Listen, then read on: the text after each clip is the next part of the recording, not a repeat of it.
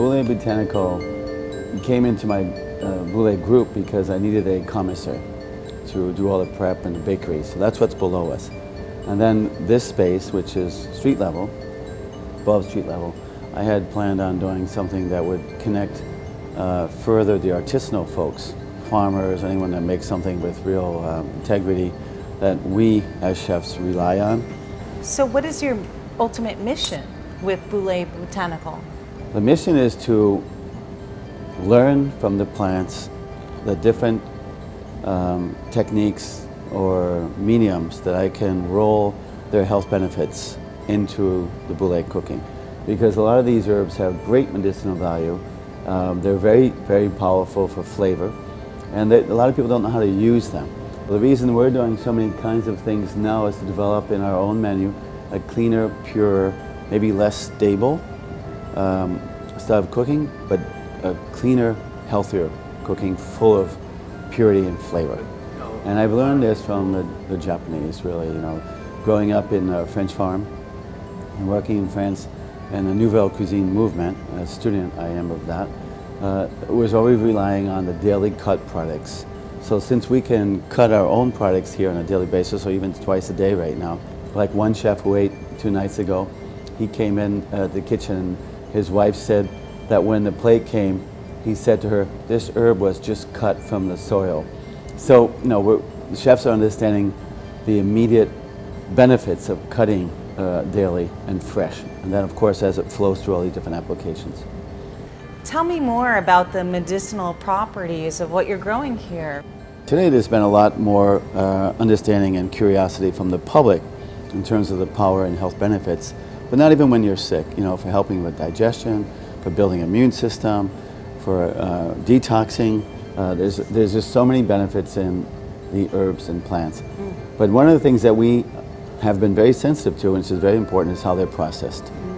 You know, they have to be around other compounds for the body to absorb. So a plant by itself you might not absorb its true potential without other techniques or other compounds from other vegetables that we can link onto to absorb other nutrients. What I've learned since I started, you know, just down here in Tribeca in the mid-'80s, where I was working with a lot of nutritionists from regular clients, people that had, you know, very high profile, very stressful lives. We would work with the nutritionist, and over years I realized all they ever told me to do was to not cook something, and they weren't telling me what I should be cooking. I had to sift through lots of people, dozens of people. A lot of people weren't interested initially to want to partnership up with the benefits of biodynamic plants and herbs and the processes of which we would develop them. So, but initially, I made myself a guinea pig. I learned a lot from Canyon Ranch in Tucson. I started to work with Gary Knoll, where we actually did a film together, a vegan film that will be on HBO. Then I went to work with Oz Garcia, which won a few times Best Nutritionist in the city, particularly for anti-aging. And all these different people were interested, but it wasn't really until 8 to 10 years ago when I went to spend more time in Japan that I understood how in Kyoto, in the monastery, how they extract from plants. Clearly, top priority would be for the benefits of health. And flavor were there was a synergy. Chef, tell me about your almond soup and what are some of the healing properties in that soup? Well, almonds, as we know, are very good for the heart. Almond milk is very easy to make.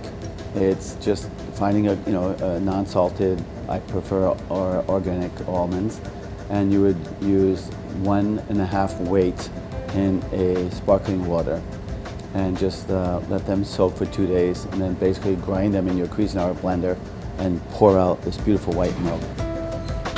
So now this is just the almond milk that we made ourselves, which is just almonds and sparkling water. You can see the texture, it's beautiful. It's going to get thick here in 1 second as soon as it gets hot. And here we go. So basically we're adding a whole bunch of different purees, tatsoi, different herbs, different greens. This is toasted almonds, and we're going to put a little bit of the toasted, a little bit of vanilla oil, and then we're going to put a few greens like chervil, some watercress, and that's our almond soup.